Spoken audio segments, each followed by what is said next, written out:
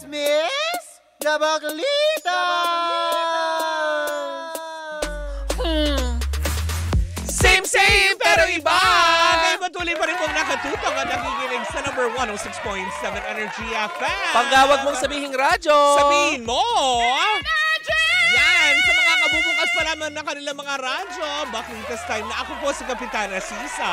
At ako naman ang yung Tita Cora. At kami ang Baklitas! Woo! Woo! At kung chismis ang hanap mo, eto na dapat mong pakinggan. Pero bago ang lahat, hello po muna sa lahat ng mga nasa palengke, lalong-lalo na dyan sa Q-Mart. Oo. Hello po sa inyong lahat. Hello sa ating mga pangga na umaasa at tinali na ang kanilang mga bahay. Wow, bakit? Dahil akala nila itatangayin ng bagyo. Uy, wala, diba? Buti na lang. Oo.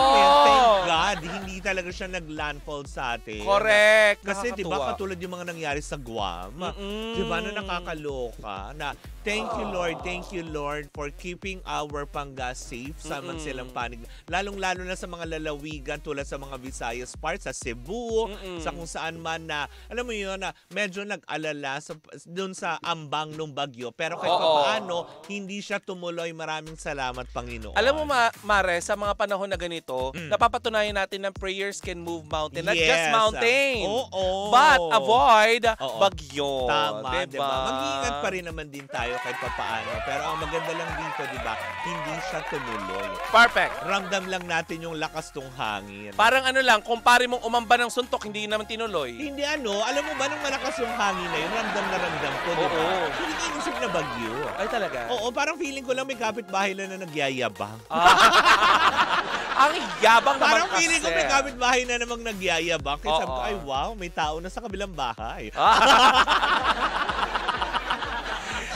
Anyways, naku, eto na ang chika ko, Marian Mare. Aba, akalain mo ba naman, diba kahapon binalita natin na may isasarang programa ang ABS. Chirere. Pero ngayon, mukhang meron na naman daw silang ibabalik na programa. Anes. Ang MMK. So, MMK ni Charo Santos pa rin to. Maalaala mo kaya? Bakit? Papatayin na ba yung karakter ni Charo Santos sa ano? Hindi. Si Tinding? Doon na siya magbabasa ng sulat sa Quiapo, Charot. Walang Para yaka. isang tuhog. Hindi, charot lang. Hindi charot yun.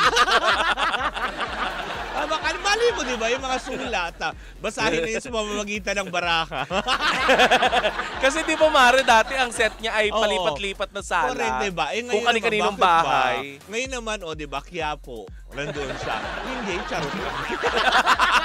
Ay, hindi charot yun. Pero ang pinaplano nga daw, napagkatuwaan kasi ng mga netizens na yung idea na sana nga daw na maibalik ang MMK. Pero alam niyo yun, ang napipisil nila na mag-host si Judy Ann Santos, 'di ba? So ginawa nilang insemada. Para pisil-pisil. The Businopin. Uy, hindi. Bakit napipisil? Di ba? Parang yung term mali. Ano yung palagay nyo kay Judy Ann tilapia sa palengke? O kaya prutas sa matalipapa. Pero hindi nga kasi nga. Hindi nila. Hinog na ba yung mangga? O yung isda ba fresh? Pero eto na. Talagang yun ang ginamit na term, napipisil. Ginawa niyong ensimada. Diba? Pero yun nga, Mare. Kasi nga daw, meron daw kasi si Judy Ann picture na kung saan parang may setup din na parang mala MMK. Kasi bukod naman, alam naman natin lahat na award-winning actress talaga.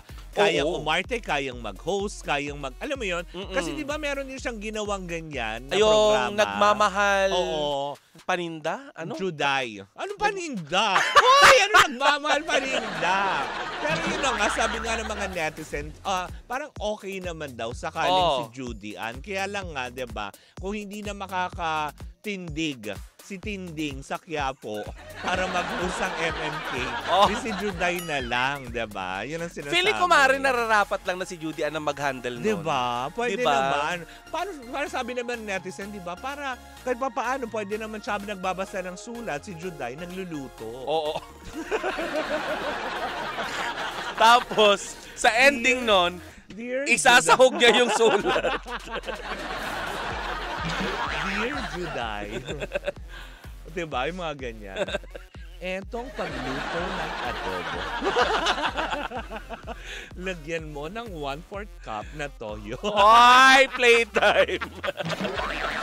Hindi nga, pero yun na nga sinasabi ng mga tao. Kasi Mare, nararapat lang naman kay Judy Ann Santos ibigay. Kesa Oo. naman ibigay ito kay Gas Abelgas. Oo naman, dinubukang soko ang MMK. At least, diba? Sumula. Oo. Ang nasawi sa Nasawi na sumula. Ay, hindi Bakit ba? sumusulat ang nasasawi. Mali mo yung binili niya, last will. Hinahabiling ko ang aking Ayan na, binubusinahan na tayo, Mare. yung mga hinahabiling ko, at diba, yung mga ganyan. Ang nasawi. Oh, diba? Nakakaloka. Di ba ang last part Oo. nun, magandang gabi ka pamilya? Oo. Magandang gabi, Choco. Hindi, pero yun na nga. Mabalik tayo sa mga netizen. Actually, idea pa lang naman ng mga netizen na wala naman daw masama sakaling kagatin ng ABS-CBN. Kasi di ba, long last... Kanina pisilin. Aso! Hindi. Kanina pisilin si Juday. Ngayon naman kagatin ng ABS. Sabi pag minisil mo yung semada, kakagatin mo. Di, eto na nga. Why? Ano ba? Tapos yun na nga. So parang yung idea na yan na, alam mo yun, baka tangkilikin, baka kagatin ng ABS-CBN. Oo nga, no, bakit hindi natin gawin? Kasi maganda namang idea. Yes. Diba? And it's about Alam time. mo, natutuwa ako, nababalik na yung mga dating shows na nawawala sa ABS. Diba? Kasi for the longest time, kahit pa sabihin mo nagstar na walan sila ng prangkisa, tinatangkilik pa rin ng tao ang MMK niya. Sana, alam mo, pangarap ko, Mare, sana ay Ano? magbalik yung dating palabas na Once Upon a Time. Ah, talaga? Kasi nagbigay ito ng maraming aral sa lahat ng mga kabataang 90s. Eh, malay mo buhay Diba? ng Lola Basyang. O, diba? Sa ABS ba yun? Ha? Hindi. Di ba sa libro lang yun? O, hindi, pero na pelikula yun. Eh, Lola Basyang.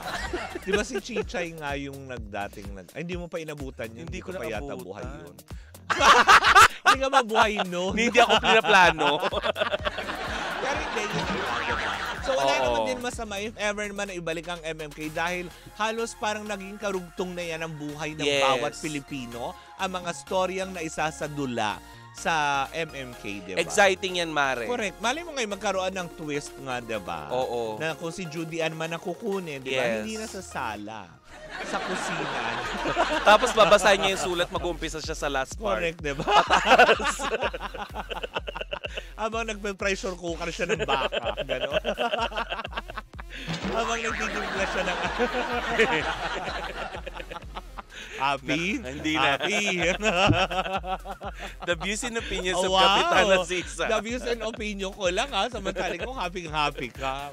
At ang taray naman nung ano mo dyan. Bakulay yun ha. Anyways, and kung matutuloy man yan at kung sakali man din na, alam mo yun, tanggapin ng ABS-CBN yung idea na ito na mula sa kanyang mga fans, hindi masama at talagang ikapaproud pa rin naman natin. Ay, oo, Mare. Diba? Aabangan ko yan. Correct, diba? Ano? At, Kung ano lulutuin niya? Hindi. Kung ano yung mga kwento. Kasi ang dami ng bagong artista ang ABS-CBN, Correct, diba? diba? Tsaka yung mga putahe pwede niyang incorporate sa buhay. Yes. Oo, diba? May paksiw. The views and opinions of Kapitana Sisa. Ginisang ampalaya para dun sa mga bitter. Oh. Alisin na yung magiging title. Tapos ano? If ever si Mapait Juday. po ang lagay ng aking... If ever si Juday yung mag-host ng MMK. Oh. At di ba dati si Charo Santos, Oo. ang mga title ng mga letters niya is parte ng bahay. Oo, Diba? May motor, silya. cellphone. Diba ganun? At least ito, Ayun, kare-kare. suka, Oo, suka. toyo. Magic sarap. O, Ay, hindi bayad yan. Ma'am Lida, oh. Ay, nako, tapusin na natin itong chika na ito. Pero kung sakali matuloy man yan, suportahan pa rin natin yan. Yesterday once more. Correct, hindi ba? Well, in the meantime, ako pumalis sa Kapitana Sisa. At ako po ang hindi magluluto na si Tita Cora. At kami ang Baklitas! Woo! Woo! At tuloy-tuloy pa rin po ang ating tugtugan. Siyempre, dito po lamang yan sa number 106.7 Energy FM. Pagka wag mong sabihin radyo. Sabihin mo,